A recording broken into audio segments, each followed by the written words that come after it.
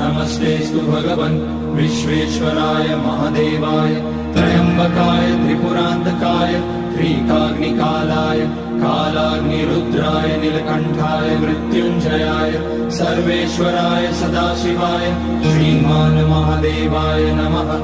ॐ नमः शम्भवाय च मयोभवाय च नमः शङ्कराय च मयस्कराय च नमः शिवाय च शिवतराय च। ॐ त्र्यम्बकं यजामहे सुगन्धिं पुष्टिवर्धनम् उर्वारुकमिव बन्धनान् मृत्योर्मुक्ष्यमामृतात्। नागेन्द्रहाराय त्रिलोचनाय भस्माङ्गराय